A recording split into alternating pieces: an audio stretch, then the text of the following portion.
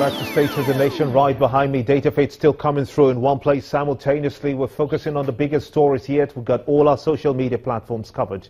You can be part of the show as well. You can tweet at Gimba Umar CTV and use the hashtag State of the Nation.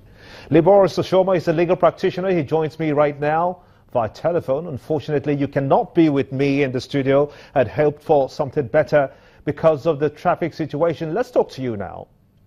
You know about you do know about the Constitution of the Federal Republic of Nigeria. As a matter of fact, Section 158. What does that section stipulate? Come again, please. Section 158 of the Constitution of the Federal Republic of Nigeria. What does it stipulate? Section 168. 158.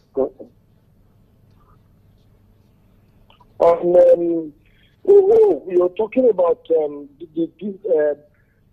powers to discipline judicial officers. Fantastic. That's it. The NJC. What do you make of that section 158? Has it been obeyed in the situation, in this scenario, where the DSS has gone ahead to arrest the judges? Or is the National Judicial Council the only and single body, according to 158, to carry out such an exercise and discipline the judges if need be? Yeah, on the issue of the method of arrest, I had also queried that the method of arrest of the judges by the DSS, and most especially, even outside Section 158, even the powers of the DSS is to protect and investigate national security issues. Some people have argued that corruption in the judiciary is a question of national security, though I disagree with that also. And then, because what we are doing now, the method that the DSS had used will create a problem between the judiciary and the executive, and then also we give a leeway for the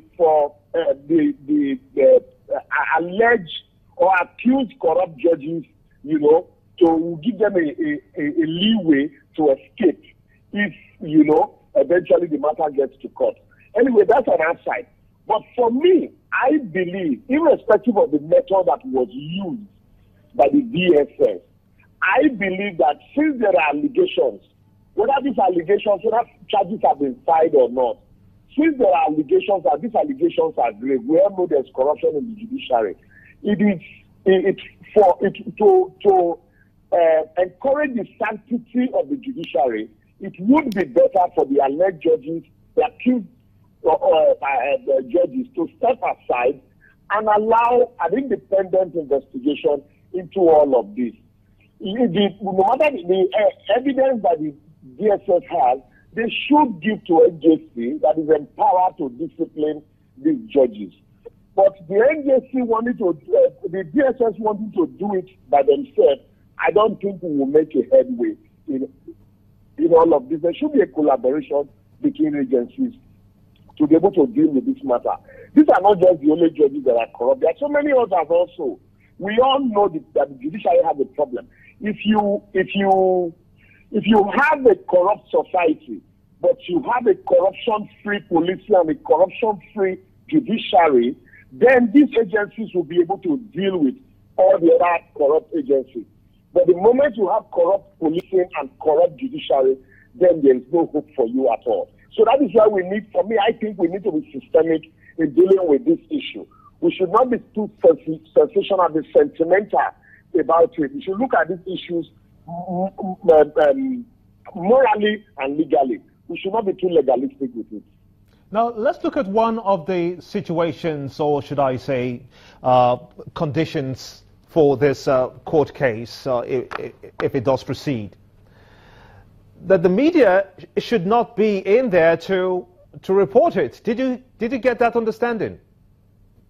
No. That's one problem also I have with some of these issues. I have a problem with the way the DSS investigated this matter until date. The people who are the taxpayers don't even know.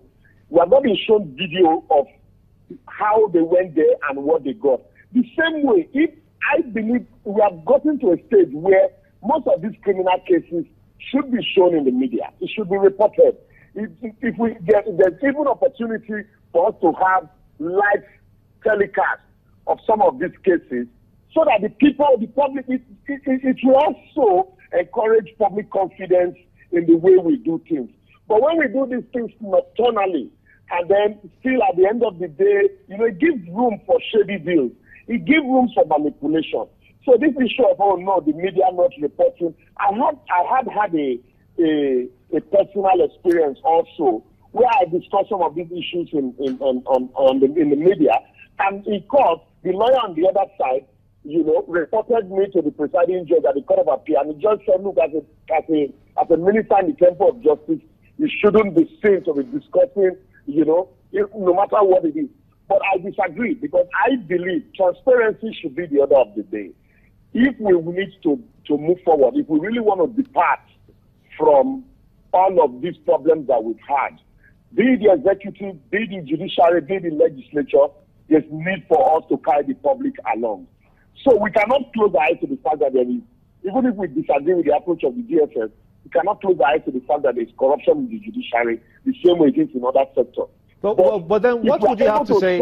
What would you say to people who feel that if the media were to cover this case, it would amount to ridicule on the part of onto the judges?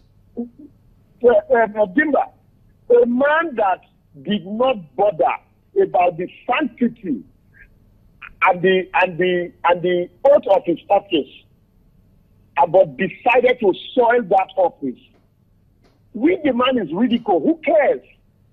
Because if you know the level, the height of the office that you occupy, and you know that if you ridicule that office, it will soil your hand, you won't be ridiculed in the public space. You won't do it. Lord Bailey said when a judge sits on trial, the judge also is on trial, because when you try a matter, the entire world is trying you. We have come to a stage, we should not be too conservative with the judicial issues. We have come to a stage when the public confidence in the judiciary has dropped drastically. And the only way we can win it back is to ensure we carry the public along by being transparent. And then also, I also recommend the NJC as presently constituted is only 90% of it is recommended by the Chief Justice of the Federation. There's need for us to expand the scope. Bring in retired judges who have said and who are above board, who also have time to consult for NJC. But this issue of having judges, chief judges who are sitting, who have their daily matters to handle, also handling NJC, it will not give them time to handle all the serious issues and petitions that come to NJC. There's need to have, to remove NJC from this issue of having an ad hoc body to a body that should be able to sit, regularly to handle cases, disciplinary cases against judges. We see how some judges live the flamboyant lifestyle. Boris, I want to thank you so much indeed for sharing your thoughts with us on this very contentious issue of the arrest of judges by the DSS here on State of the Nation. And also thanks to you for watching and keeping a date. Join me same time next week Friday. I'm Gimba Omar and this is State of the Nation.